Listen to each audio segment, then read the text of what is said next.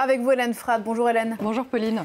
Dans la presse ce matin, les réactions à l'arrestation, on en parlait hier en Tunisie, du chef du parti islamiste Ennahda, Rached Ghannouchi.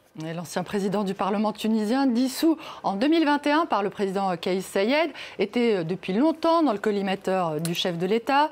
Son arrestation n'est donc pas une surprise et ce serait, Pauline, même un non-événement, d'après le quotidien tunisien Le Temps, qui reconnaît que certes Ennahda est désormais menacé dans son existence même, mais pour le journal tunisien, l'affaire Ghannouchi est entre les mains maintenant de la justice et il n'y a lieu ni de spéculer ni de porter des jugements moraux, je cite, ce qui n'empêche pas Le Temps de spéculer précisément sur le fait qu'il s'agit peut-être de la fin d'une course folle pour le remodelage de la société tunisienne vers un intégrisme récurrent, je cite toujours, un intégrisme qui se serait habilement travesti dans les fastes d'une démocratie de façade. Voilà ce qui s'appelle un enterrement sans fleurs ni couronne.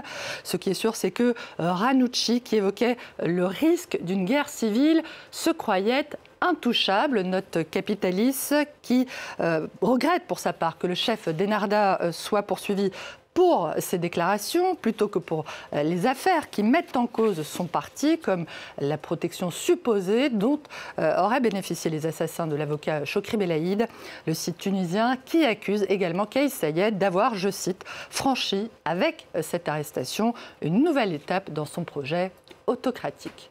Des accusations de dérive autoritaire, Hélène, partagées à l'étranger. Le quotidien français Libération qui évoque lui aussi les affaires judiciaires dans lesquelles Rached Ghannouchi est suspecté, et notamment l'envoi de djihadistes tunisiens à l'étranger, fait état notamment des inquiétudes de l'avocat du comité de défense des détenus politiques tunisiens.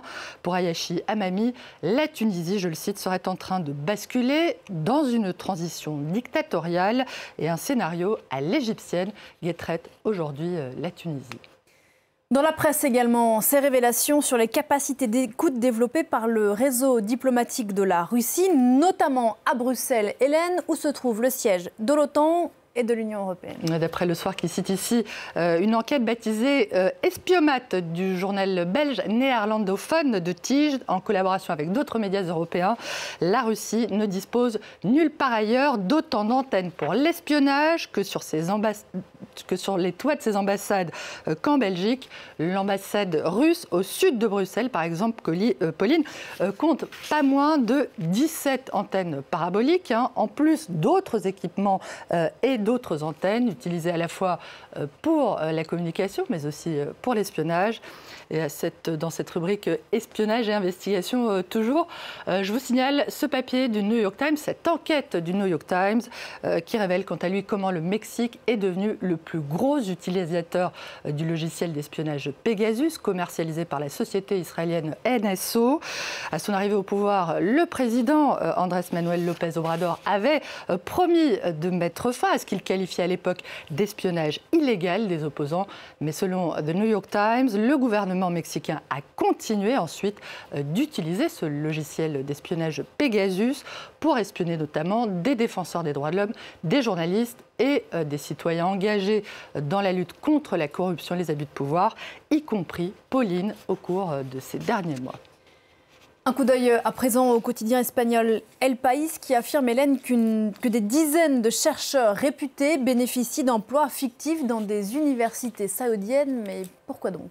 Le journal qui cite les quêtes de chercheurs dans le monde entier, notamment de 12 chercheurs chinois et de 11 chercheurs espagnols, explique que le but de ce rattachement fictif à des universités saoudiennes a pour but de faire grimper artificiellement donc, ces universités dans les classements internationaux, en particulier dans le classement de Shanghai, qui est sans doute le plus prestigieux au monde.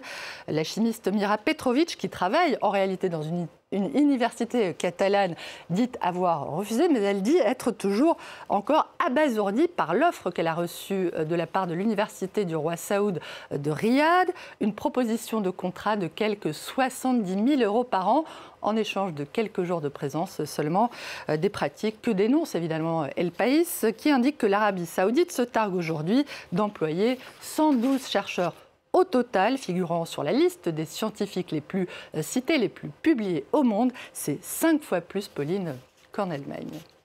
On ne se quitte pas là-dessus, mais rapidement, Avant de dire à tout à l'heure, Pauline, je voulais juste vous dire un mot des fouilles menées actuellement dans le cadre des travaux du RER B à la station Port-Royal au sud de Paris. Le Figaro rapporte que ces fouilles ont permis de mettre au jour une cinquantaine de sépultures romaines et des squelettes datant du IIe siècle de notre ère. Selon des archéologues, ils pourraient faire partie d'une grande nécropole qui a été découverte au XIXe siècle, au moment des grands travaux haussmanniens.